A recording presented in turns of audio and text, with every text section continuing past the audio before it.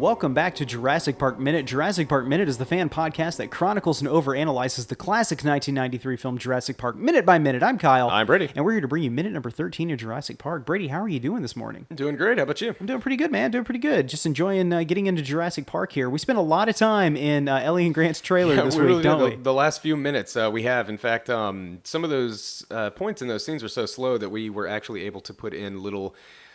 side bits of Jurassic Park. And we talked about the InGen company and then the San Diego project that they had going on that's briefly touched on in the Lost World, which both of which I think are really interesting subjects. Yeah. No, it's kind of cool to hear I love fictional corporations. Yeah, and their history, I think, is really cool. And I mean, for anybody who is interested in that stuff, the book, the Jurassic Park, just goes into all of that in such great detail. And you don't just get InGen, you get Biosyn, you get the Hammond Foundation, and all of these things are just covered extensively. So I think that Michael Crichton had a real gift for just kind of like going off on tangents about this kind of stuff and just like filling in details as he was typing. Yeah. And he would just kind of almost have a conversation in his head as if he was explaining something to somebody else.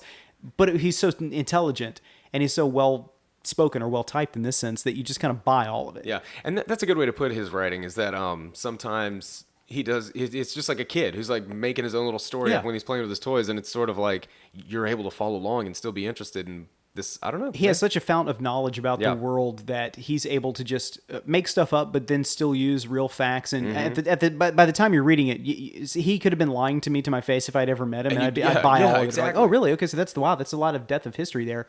Yeah. So and what's funny is that we're going to go from, all the dinosaur related stuff in the movie to industrial espionage in this scene. So you're not just getting dinosaurs chasing people on a park, you're getting things like industrial espionage and shady spy stuff. Yeah, man, the way businesses kind of like work on each other and try and just out-thwart the other one. And I don't know, man, it's cool that this story actually touches on that. Yeah. With that, let's get into it. All right, let's get into minute number 13. In the previous minute, John Hammond asked Ellie and Grant to come into his wildlife preserve. At minute number 13, Hammond hops onto a counter and tells Ellie and Grant that he has a jet standing by at Chateau, ready to take them away to his island in Costa Rica if they agree. At 13:06, Grant stands and tells Hammond that it isn't possible for them to just up and leave their excavation site. At 13:12, Hammond tells them that he could compensate them by further funding their dig for an additional 3 years. Both Ellie and Grant go silent and speechless. At 13:24, they clink their drinks together in celebration and moderately ask, where's the plane? At 13:33, Ellie and Grant embrace each other in the success of finding funding for a further 3 years of research. John Hammond has poured himself a glass of champagne and is laughing while drinking. At 13:37, we hard cut to a shot of a dirty station wagon pulling up to an outdoor Mexican restaurant. A man in a red shirt, gray slacks, sunglasses, hat, and holding a large red bag steps out of the car as the words San Jose, Costa Rica appear on the bottom of the screen. The man looks suspicious and does not appear to be a local. He walks around the restaurant looking for someone, and thus ends minute number 13 of Jurassic Park. So we get the good news of them having further funding for their research there at the end of about the middle of the minute. And my wife is an anthropologist and has worked on a lot of projects. And she talks all the time about how difficult it is to find full funding for something. You go project to project kind of being like, all right, how can we get a grant for this, a grant for that? So to find John Hammond coming in and saying, hey, we'll give you the funding for this excavation for a further 3 years, that's massive. Yeah. They could find so many more dinosaurs here. I imagine there's a lot of excavation sites where they find something and then their funding runs out and they have to leave. That's right. And, all parties are going to benefit from this because they are doing a lot of work for Hammond and for InGen, for the Jurassic Park project. Yeah. So, and then we get an introduction to an infamous character who is only in this movie for a brief minute, but you will always, forever, hear people referencing Dodson, we got Dodson here. It's just all over the place. And one of my favorite YTMND internet thing, you're the man now dog.com, is they have Nidri pointing at him saying, Dachshund, we got Dachshund here. And there's a Dachshund's face instead of his head. Yeah, it's really funny.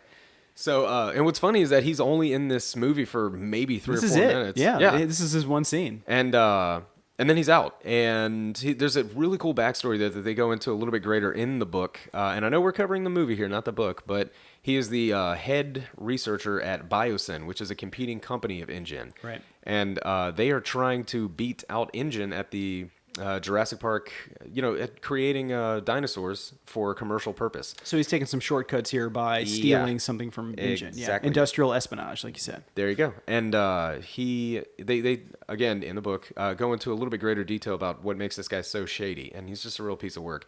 He's actually the main antagonist in the Lost World novel, and for whatever reason was replaced in the movie with another character, but. He's played by an actor named Cameron Thor, who actually ran a very successful acting school, and aside from Jurassic Park, had roles in A Few Good Men, Hook, and Clear and Present Danger. Oh, so I think Hook wasn't Hook what Steven Spielberg yeah. shot before Like this right in Schindler's before. List? Yeah. So I guess, he kind of carried him over there. Yeah. He auditioned for the part of Ian Malcolm, actually. And my Halloween costume a few years ago was Dodson. Yeah. I was in all that regalia with a Barbasol can, and everybody got it. Yeah. Everybody understood who it was. I don't know why this character. I mean, if you read the book and saw the movie, of course he'd stick out to you because you have the foreknowledge of who the character is going into it. But I don't know why Dodson made such a great splash with the generation. He really of people. did, and it's such a subtle thing. They got it. He's not really doing anything at all. I mean, you can tell he's like really smarmy, but that's it. Maybe it's because he's like the real big bad. I mean, Nidri is really more the big bad, and John Hammond to a degree, but he is representative of the big bad Biosyn. Right. Yeah. But I mean, there's no mention of Biosyn in the movie. Yeah. I don't even think they say the words InGen in the movie. You see the logo for InGen. I think you might be right. But Biosyn is never heard of. Dodson is just this shadowy figure that is kind of goofy who represents this big bad ominous figure which you don't see. But here we are, like 23, 24 years out from the movie, and you still hear people saying, Dodson, we got Dodson here. And and you know what they're talking about. Nobody cares. All right, the only other note that I have for this minute is the song that's playing in this cafe is Las Gaviotas by the Mad Sea Mariachi Band. Okay. Yeah.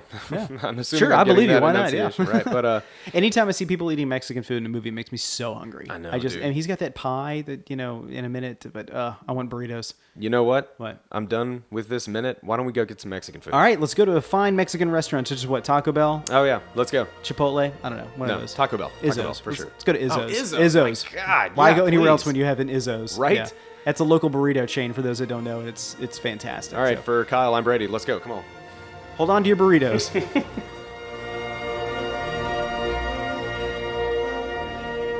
Jurassic Park Minute is a fan-supported podcast. If you like the podcast, then leave us a review on iTunes.